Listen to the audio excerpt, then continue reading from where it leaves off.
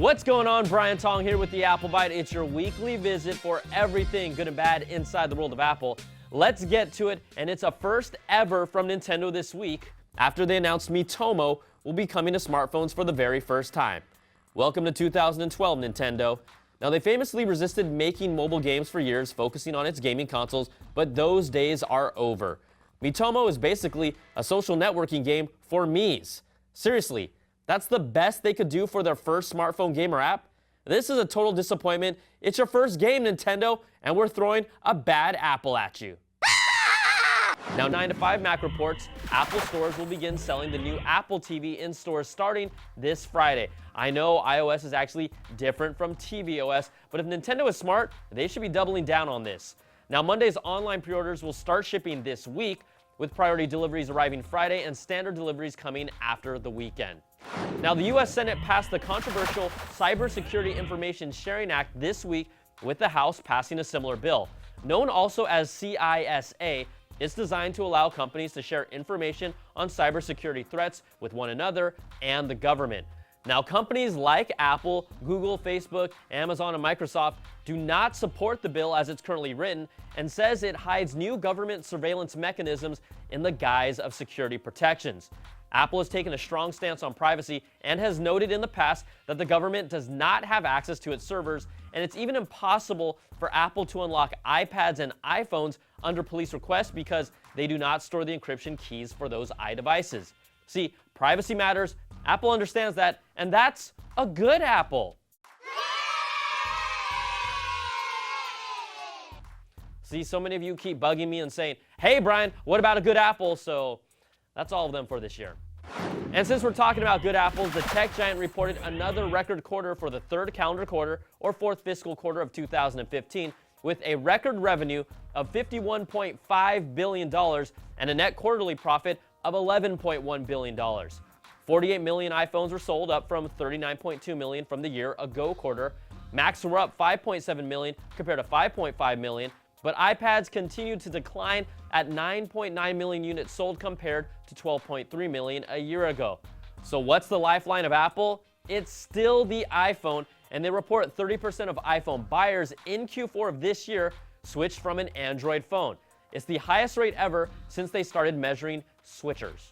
Now, only 1/3 of their customer base has actually upgraded to a 6, 6 Plus, 6S, or 6S Plus, so there's still a large group that Apple is salivating over.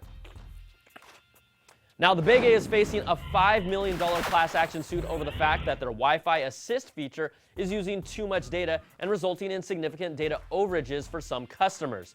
The argument is that Apple failed to educate us properly about the feature that gives permission for your cell phone to use cellular data if Wi-Fi connectivity is poor.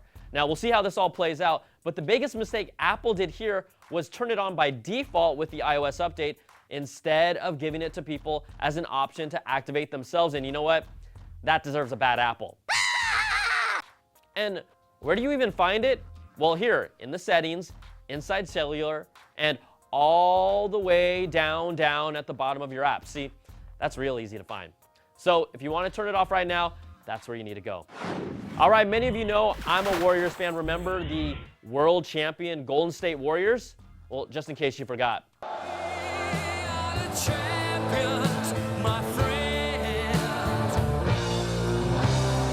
Yeah, now you remember. Well, Apple's on board too with a couple of commercials featuring the reigning MVP Steph Curry launching a no-look 3 in slow motion. Wait for it. Splash. Or a live photo of Steph just taking a Steph court shot and absolutely splashing it. There it is. See, that's Steffortless. Now, arguably the best 2 Apple commercials in the history of Apple, just barely being edged out by the iconic 1984 commercial, known as one of the greatest TV commercials ever made. It's really a close call. And before we go, it's time to announce our winner for the awesome Belkin charge dock for the Apple Watch and iPhone. I asked you all for your favorite new emoji and why, and I got some fun responses like this one. Mark Owen, who got creative with Netflix and chill. Zachary Marta on email said, obviously the best emoji is this because who wouldn't want to barf money? But the winner goes to Don Burngasser on Twitter, who said, in case so you wondered, the taco emoji is my favorite. It's all I can taco about.